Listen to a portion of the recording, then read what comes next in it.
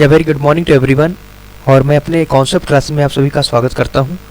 और लेक्चर में आगे बढ़ने से पहले मैं आपको बता देता हूं कि अगर अभी तक आपने मेरे वीडियो को लाइक नहीं किया है तो आप लाइक करके मुझे सपोर्ट दे सकते हैं, ठीक है।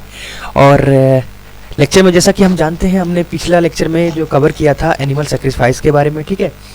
आज हम लोग जो बात करने वाले हैं यहाँ पर हॉर्स सेक्रीफाइस के लिए, और क्या ये एक्चुअल में था भी या नहीं था उसके बारे में बात करेंगे।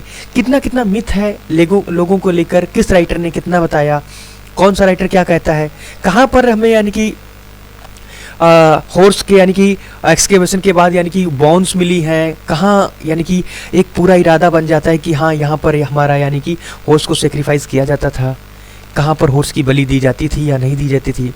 एक सबसे बड़ा कॉन्सेप्ट, सबसे बड़ा एक क्वेश्चन हमारे दिमाग में उठकर ये आता है।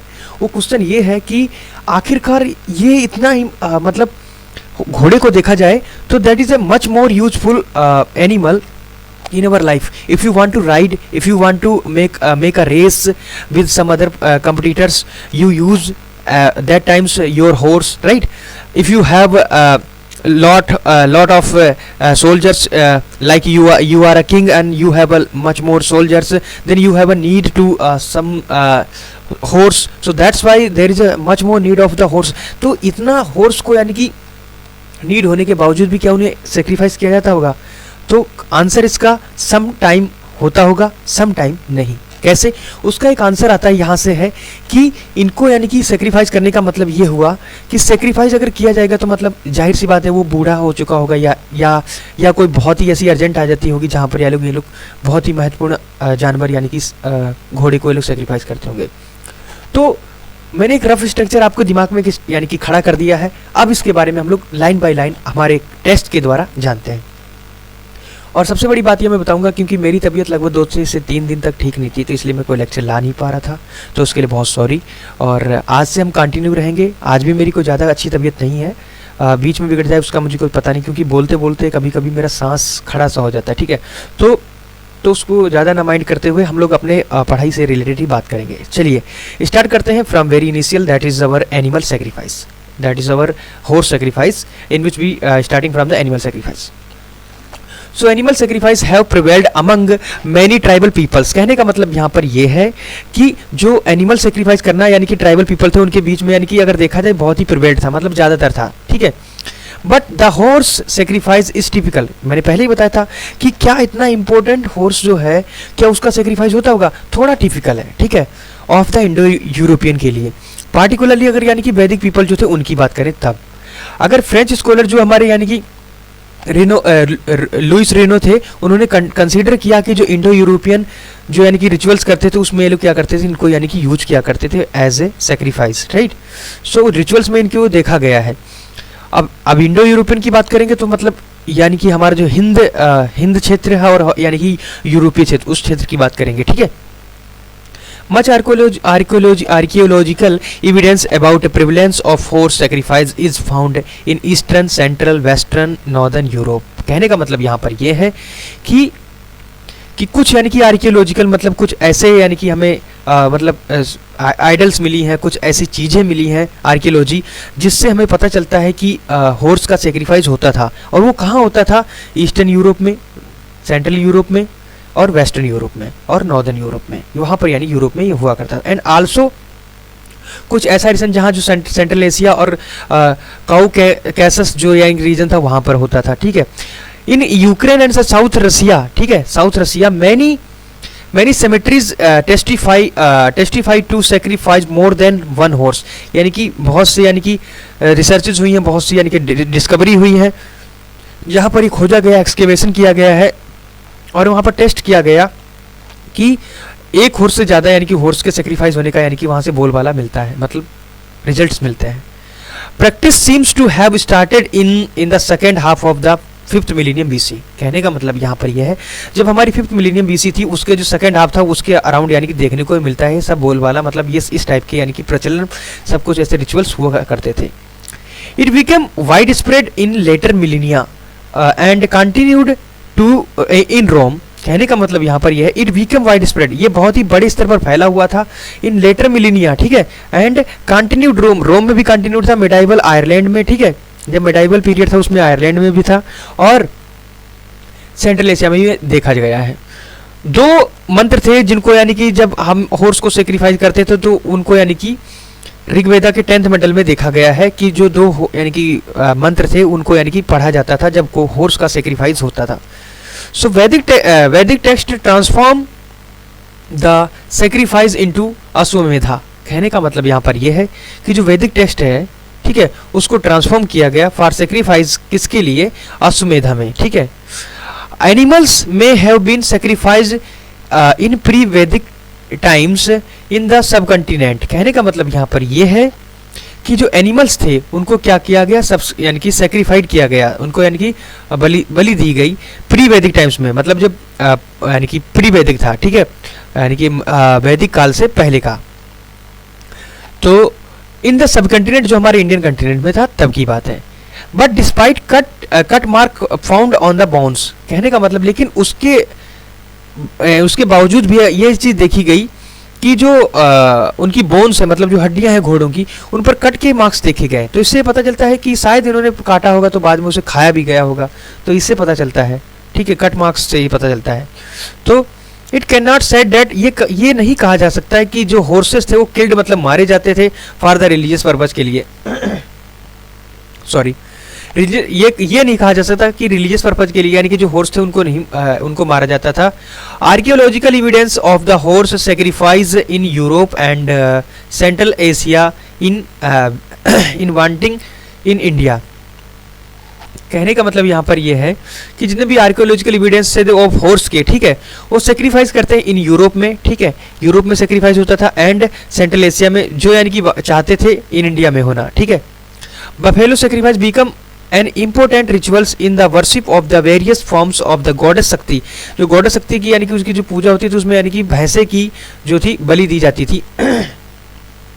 But because of rarity of animals in Europe या in East Europe and the Central Asia the practice do not prevail those regions। कहने का मतलब यहाँ पर यह है कि भैंस जो होता है, भैंसा या भैंस जो भी है, भैंसे की जो बलि होती थी उसकी बलि यानी कि उसकी बलि यूरोप में नहीं दी जाती थी क्योंकि वहाँ पर उसकी बहुत ही रेयरिटी थी। बाकी इंडियन कंटिनेंट के अगर अकॉर्डिंग देखा जाए तो यहाँ पर होती थी, मतलब जहाँ पर जिसकी अवेलेबिलिटी है वहाँ पर उसे यानी कि बलि दिया जाएगा। मतलब सिंपल तरीका ये है।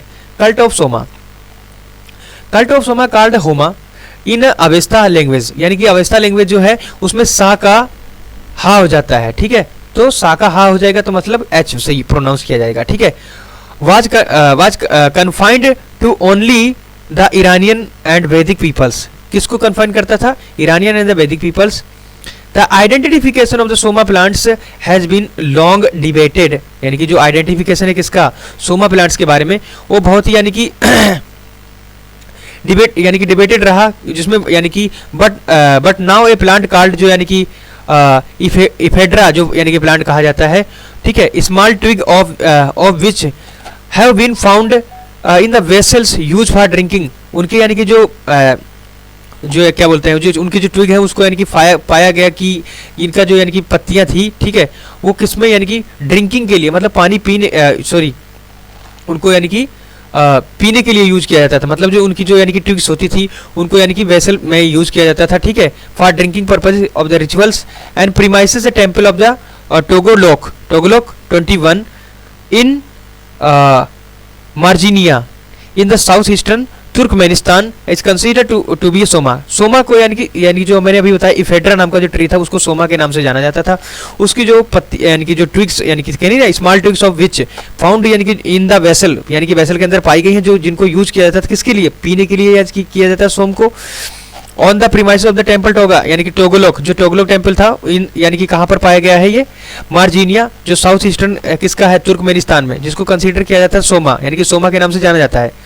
तो इससे यानी कि डिबेट तो हुआ है, लेकिन लोगों ने ये कहा है कि जो इफेड्रा नाम का जो ट्री है उसी को सोमा बोलते होंगे, उस वक्त वो लोग उसको पीने के लिए यूज करते होंगे। आल्दो यद्यपि जितना भी है this identification has been accepted, इनको एक्सेप्ट किया गया by the many scholars, the search for conclusive evidence is continuing. कहने का मतलब यहाँ पर यह है इनको एक्सेप्टेड किया गया by many scholars, the search for the conclusive evidence and the continuing. Simple है यार, अब बात करेंगे स्वास्तिका। स्वास्तिका की जब बात आती है तो हमारे दिमाग में एक इमेज आती है इस टाइप की, ठीक है, इस टाइप की इमेज।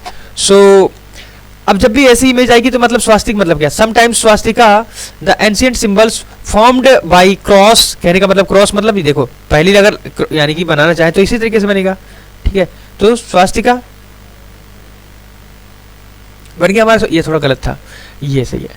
सो स्वास्तिका हमारा बन गया। पहले क्या करना, हमने क्रॉस लाइन बनाई तो वही यहाँ पर बता रहा है, क्रॉस विद इक्वल आर्म्स, दो आर्म्स बनानी पड़ेंगी, एक ऐसे और एक ऐसे, दोनों बराबर होनी चाहिए, ठीक है। Arms is conceived of as a mark of Aryanism, उसको यानी कि आर्य का एक मार्क्स यानी कि क्या बोला जाता है, मार्क बोला जाता था, एक चिन्ह बोला जाता था। इट एक्वायर्ड क्या करता था, वो एक्वायर्ड करता था अ ग्लोबल कैचेट, ठीक है, उसको global cachet when the Nazis adopted, क्या करता, अडॉप्ट किया था। It was symbol of the undulated, ठीक है, आर्यनिज्म। कहने का मतलब यहाँ पर यह है कि उसको एक्वायर्ड किया गया, मतलब लिया गया था एक ग्लोबल यानी कि कैचेड, यानी कि पूरे धरती भर के लिए, ग्लोबल मतलब पूरे धरती भर के लिए, यानी कि जब यानी कि नाजिस जो थे उसे अडॉप्ट करते थे, ठीक है। It was symbol of the undulated का यानी कि अनडुलेटेड जो आर्यंस थे उनके लिए यानी कि एक सिंबल था, ठीक है। अननोन टू वैदिक लिटरेचर, ये यानी कि वैदिक लिटरेचर से अननोन्स थे, ठीक है। The term appears in the text of the early Christian centuries when it had an auspicious connotation, कहने का मतलब connotation in religious art। Simple तरीका देखिए यहाँ पर जो बता रहा है ना, कि कह रहा है कि Christian centuries when it had an auspicious connotation in the religious art, यानी कि रिलीजियस आर्ट में क्या था, उसका कनाउंटेशन था ऑस्पिशियस, किसके लिए, यानी कि क्रिश्चियंस के लिए। अब बात करता हूं अकॉर्डिंग टू मैके, अगर मैके के अकॉर्डिंग देखा जाए, the swastika symbol originated in Elam much earlier than, यानी कि 2000 BC when it is figured in the Harappan culture. Simple देखिए, अब देखिए यहाँ पर बात को समझिए, यहाँ पर कह रहा है कि जो स्वास्तिका है, स्वास्तिका जो सिंबल मैंने बताया, वो सिंबल ओरिजिनेट हुआ इन एलाम में मच अर्लियर, कब, 2000 बीसी के अराउंड, यानी कि वो यानी कि फिगर आउट हुआ, ठीक है। व्हेन इट फिगर, यानी कि जब उसको फिगर किया गया इन द हरप्पन कल्चर, यानी कि हरप्पन कल्चर में उसे फिगर किया गया लगभग। In south Tajikistan it figure around, यानी कि तजाकिस्तान में देखा जाए तो लगभग 1200 बीसी के अराउंड, यानी कि इसे फिगर आउट किया गया। It appears that by this time, कहने का मतलब है इट अपीयर्स, ये दिखाई पड़ा, by this time it had been adopted, ये अडॉप्ट किया गया किनके द्वारा, आर्यंस के द्वारा। And in early centuries of the Christian era, यानी कि क्रिश्चियन एरा की जो अर्ली सेंचुरीज है उसके द्वारा यानी कि अडॉप्टेड किया गया। In it came to be regarded as a symbol of the Brahmanical culture, और इसे यानी कि ब्राह्मणिकल कल्चर का एक यानी कि सिंबल भी बाद में माना गया। लैंग्वेज एंड इंस्क्रिप्शनल एविडेंसेस, इसके बारे में हम लोग बात करेंगे और बहुत ही अच्छे से बात करेंगे।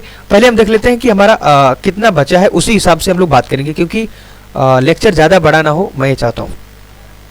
हमारी 2 हेडिंग बची हैं, ठीक है, तो उसको अच्छे से हम लोग बिल्कुल अच्छे से डिटेल में बात करते हुए चलेंगे हर चीज़ को, क्योंकि मेरा मुद्दा यहाँ पर पढ़ाने का यही है कि मैं जो भी चीज़ बताऊँ डिटेल में हो, आपके लिए क्या हो, यूजफुल हो, ठीक है, सिंपल तरीका।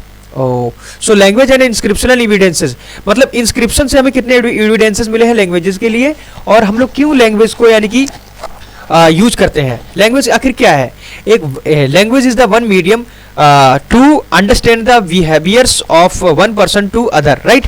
अगर मैं जिस भाषा को जानता हूँ, दूसरा पर्सन उसी भाषा को जानता है, उसके अंदर क्या बीत रही है, क्या कहना चाहता है, what he want to say to me, so at that instant of time I just asked to that person what has happened with you, then he answered me, yes she answered me। तो कहने का मतलब ये है कि जब मैं कोई भी चीज उसे कहूंगा तो उसके बदले में मुझे आंसर देगा, that is the thing, right. So come on the point, language is the most important attribute of the Aryan culture. जो लैंग्वेज था वो बहुत ही यानी कि ज्यादा एट्रीब्यूट, मतलब महत्वपूर्ण योगदान निभाया जिसने, किसके लिए, आर्यन कल्चर के लिए। Linguistics have reconstructed the proto Indo European language, कहने का मतलब यहाँ पर यह है जो लिंग्विस्टिक हैव रिकंस्ट्रक्टेड, जो लिंग्विस्टिक्स यानी कि जो लिंग्विस्ट हैव रिकंस्ट्रक्ट, उनको रिकंस्ट्रक्ट किया गया लिंग्विस्ट को, the proto Indo European languages, जो प्रोटो यानी कि कब, प्रोटो इंडो यूरोपियन लैंग्वेजेस को यानी कि रिकंस्ट्रक्ट किया गया जो स्टार्ट हुई अराउंड लगभग 7th और द 6th मिलेनियम बीसी के अराउंड, ठीक है। Indo European languages divided into, जैसे कि मैंने लैंग्वेज जो ऑस्ट्रो इंडियन लैंग्वेजेस और एक और इंडियो ऑस्ट्रियो लैंग्वेज कुछ मैंने बताया था, मुझे याद नहीं है, लेकिन मैंने आपको बताया था। तो दो भाषाओं में उस वक्त डिवाइड किया गया था। अब मैं यहाँ पर किसकी बात कर रहा हूँ, इंडो यूरोपियन लैंग्वेजेस के, जो यानी कि स्टार्ट हुई थी कब, यानी कि 6th मिलेनियम बीसी के अराउंड, ठीक है, 7th और the 6th millennium BC. The Indo European language is divided into eastern and western branches, ठीक है। मतलब कहने का मतलब है जो इंडो यूरोपियन लैंग्वेजेस हैं उसको यानी कि दो भागों में डिवाइड किया गया, eastern and the western branches में, ठीक है। जो कब यानी कि कब से स्टार्ट हुई थी, लगभग 4500 बीसी के अराउंड, जिसको मार्क किया गया फोनेटिक डेवलपमेंट टूक प्लेस, उन्होंने यानी कि स्थान लिया इन द ईस्टर्न ब्रांच, ठीक है। ईस्टर्न ब्रांच में उन्होंने यानी कि क्या लिया, स्थान लिया। That is proto Indo Iranian, जो कि क्या थी, प्रोटो इंडो ईरानियन थी। हाउएवर इंस्क्रिप्शनल एविडेंस, जो इंस्क्रिप्शनल एविडेंस थे of the proto Indo Iranian, ठीक है, and Indo Aryan language does not date to earlier, उनको लगभग यानी इससे 2200 से ऊपर नहीं माना गया है। The first linguistic traces of it figure on the alphabet of the dynasty of Agade in Iraq. कहने का मतलब यहाँ पर यह है कि जो फर्स्ट लिंग्विस्टिक ट्रेसेस है, ठीक है, लिंग्विस्टिक ट्रेसेस ऑफ इट उनको फिगर किया गया on alphabet of the dynasty of Agade in Iraq में, ठीक है, इराक में यानी कि उनको यानी कि फिगर आउट किया गया, ठीक है। और बात कर रहे हैं इंस्क्रिप्शन मेंशन टू नेम्स, जो इंस्क्रिप्शन थे वो दो नाम, यानी कि this inscription mention two names, दो नाम यानी कि मेंशन करते थे, जो रिकंस्ट्रक्ट किया गया था, अरिसेना और दूसरा सोमसेना। दो चीजों को यानी कि रिकंस्ट्रक्ट करते थे, दो चीजों के बारे में बताते थे, अरिसेना और सोमसेना। याद रखना, बहुत ही इंपॉर्टेंट है, आ सकता है। Hittite inscriptions from Anatolia indicates speakers of the western branches of Indo-European languages in this area from the 19th to 7th century। कहने का मतलब देखो, एक चीज मैं आपको बता देता हूँ, बहुत से लोग क्या करते हैं ना, स्लाइड को चलाते रहते हैं और हिंदी में बोलते रहते हैं। That is not thing to teach students. मैं लाइन बाय लाइन इसलिए पढ़ा रहा हूँ क्योंकि देखिए, लाइन बाय लाइन पढ़ाने का मतलब ये है कि हमें उस लाइन से कितना मिला वेटेज। तो आपको लाइन का मतलब कहते हैं NCERT line to line cover कराना, कोई नहीं कराता भैया, कोई भी नहीं कराता। मैं यहाँ पर क्यों बैठा हूँ, मैं लाइन बाय लाइन कवर करा रहा हूँ, कुछ भी नहीं ले रहा तुमसे, बस एक लाइक ले रहा हूँ यार, और शेयर मांग रहा हूँ, सब्सक्राइब मांग रहा हूँ। उसके बदले में भी नहीं मिले तो बेकार है फिर पढ़ाना। Hittite inscriptions from Anatolia indicates speakers of western branches of Indo-European languages। कहने का मतलब यहाँ पर ये है कि जो Hittite inscriptions हैं, फ्रॉम जो कहाँ से लिए गए हैं, एनातोलिया से, जो इंडिकेट करते हैं किसके बारे में, स्पीकर्स के of western branches of Indo European languages, जो इन दिस एरिया, जो यानी कि from the 19th century to 17th century, इसके बीच में बताते हैं, ठीक है। सिमिलरली माइसेनिया, ठीक है, सॉरी माइसेनाइन जो इंस्क्रिप्शंस हैं from the Greece and indicate क्या करते हैं, several speakers of this branch 14th century के बीच में, ठीक है। ये सब स्पीकर्स के बारे में बता रहे हैं, यानी कि कब से किसने बारे में बताया, किसने किसके बारे में बताया, तो स्पीकर्स के बारे में बताया। The speaker of eastern branch are represented in the inscription of the Kassites, right, Kassites and Mitannis in Mesopotamia from the 6th to 14th century BC, इसके बारे में बीच में बताया। But there are no such inscriptions of India, यहाँ पर India का कोई भी इंस्क्रिप्शन नहीं मिलता है। It is therefore absurd to argue that speakers of the Indo-European languages spread from India to Mesopotamia. कहने का मतलब यहाँ पर यह है कि ये माना गया, ये ऑब्जर्व किया गया कि यानी कि जितने भी स्पीकर्स हैं जो इंडो यूरोपियन लैंग्वेजेस के, वो स्प्रेड मतलब फैले, ठीक है, कहाँ से, फ्रॉम इंडिया टू मेसोपोटामिया। यानी कि ये कहना बड़ा अनहोना से लगता है, ठीक है, कि इंडिया से लोग यानी कि मेसोपोटामिया में फैले जाकर। तो सिंपल तरीके में अगर बोलूं तो लोग यानी कि जो हमारे हैं मध्य एशिया से हमारे तरफ आए थे, ऐसा बोलना उचित लगेगा हमें। Sorry. Many Munda words figure in Rigveda, यानी कि कुछ यानी कि जो मुंडा वर्ड्स है ऋग्वेदा में पाए गए हैं, जो eventually they entered this text in the post Harappan phase, जो पोस्ट हरप्पन फेज में देखे गए।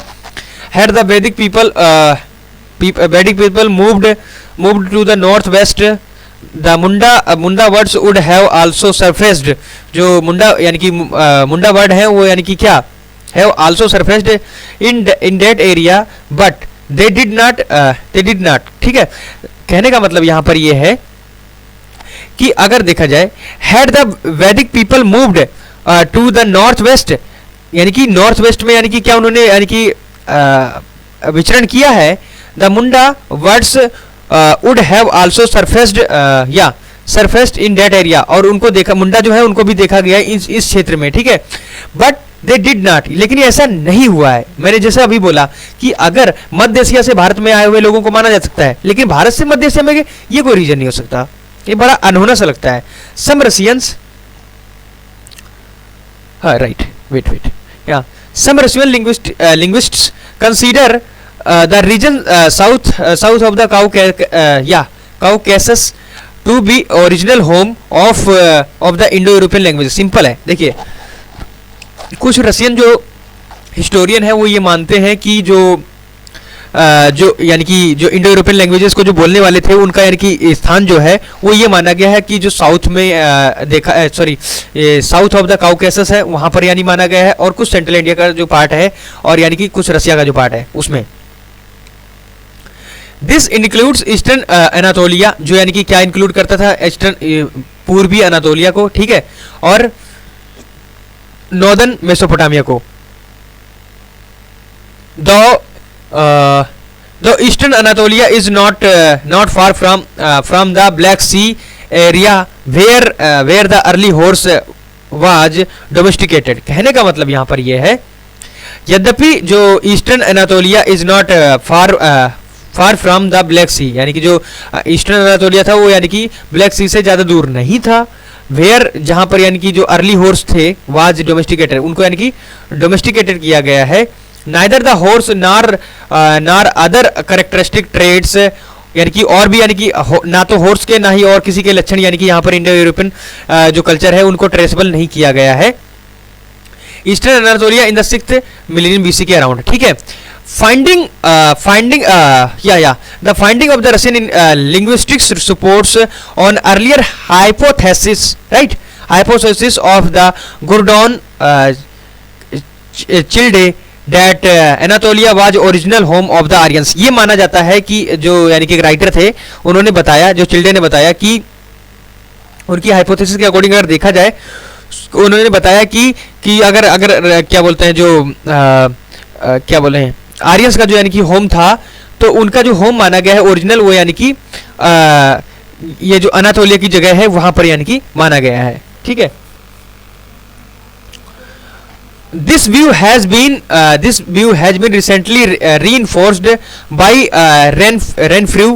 According to him, agriculture and the Indo-European language originated in Eastern Anatolia around लगभग 7th मिलेनियम बीसी के अराउंड देखा गया। कहने का मतलब यहाँ पर ये है कि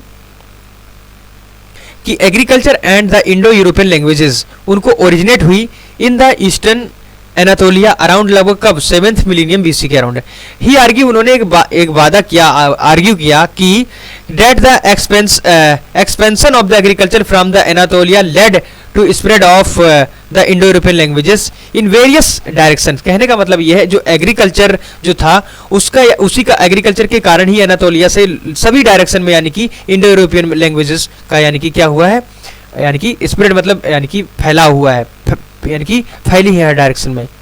However, much earlier cereals were cultivated at Mesolithic sites near Jerusalem around लगभग 10,000 बीसी के अराउंड देखा जाए। मतलब सबसे पहले क्या होता था कि अगर सबसे अर्ली में देखा जाए जो सीरियल्स थे उनको कल्टीवेट किया जाता था कहाँ पर, in Mesolithic site of the near Jerusalem में था लगभग 10,000 बीसी के अराउंड। ठीक है, and transition to full-fledged agriculture took place in the Palestine area around लगभग 7,000 बीसी के अराउंड देखा गया। ठीक है, and wait okay, however agriculture was not confined to the Palestine and Anatolia. कहने का मतलब यह है कि यद्यपि एग्रीकल्चर जो है उसको नॉट कन्फाइंड किया गया है, पाया नहीं गया है फिलिस्तीन एंड द एनातोलिया में। In the 6th and the 7th millennium BC it was practised, उनको यानी कि प्रैक्टिस किया गया आल्सो इन इराक, इराक में भी, ईरान में, बलूचिस्तान में और भी में, यानी कि और भी जगह पे। In any case agriculture was not important, यानी कि एग्रीकल्चर ज़्यादा इंपॉर्टेंट नहीं था in the life of the earliest speaker of the Indo European languages. कहने का मतलब यहाँ पर यह है कि एग्रीकल्चर जो था वो ज़्यादा इंपॉर्टेंट नहीं था किसकी लाइफ में, यानी कि जो जो स्पीकर थे, जो यानी कि बोलते थे, ठीक है, was not important in the life of the speakers of Indo European, जो लैंग्वेज बोलते थे उनके भी लाइफ में, यानी कि एग्रीकल्चर इतना महत्वपूर्ण नहीं था। वो क्या करते, जानवरों को मारते थे, खाते थे, और भी यानी कि कुछ हल्का फुल्का एग्रीकल्चर कर लेते थे, और जो यानी कि पेड़ों से फल वगैरह होते उनसे भी अपना यानी कि टाइम पास कर लेते थे, मतलब टाइम पासिंग जीवन, pastoralism. This is shown by lack of common agriculture.